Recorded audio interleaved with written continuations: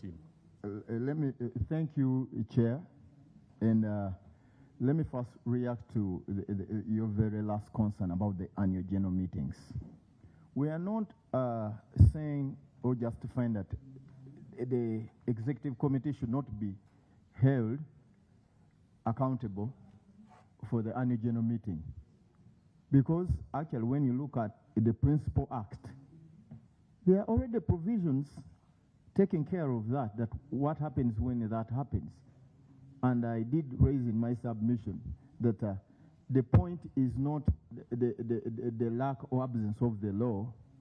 The issue has been the lack of the enforcement of the law. We are saying if we go past our 12 months, past 3 months after the calendar year, and we've not held an annual general meeting, we are not saying we should not be held accountable, because we've made a commitment that we shall host it.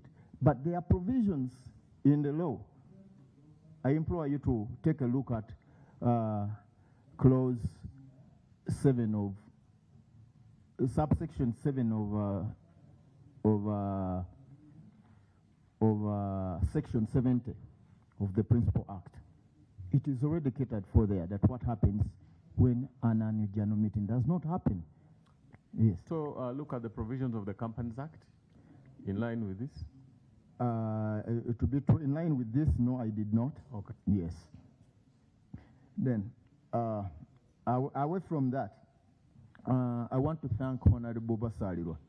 Thank you for building our confidence on the domestication of the international treaties, because so many times people think we can act in a vacuum or like as if we're on an island. So we thank you for the confidence that you built in us about the domestication of the international treaties that we are part of.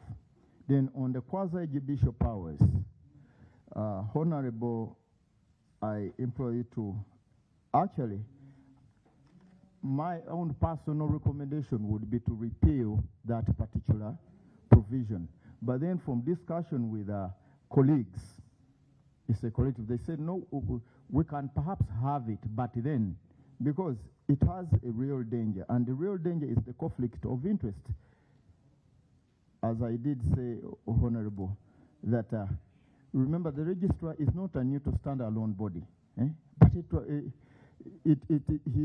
registrar is still the one who regulates, so they are going to become the judge, and then they become everything. So there's going to be a very, very big conflict of interest. So I still implore this House that please, when looking at that particular clause, pay close attention there.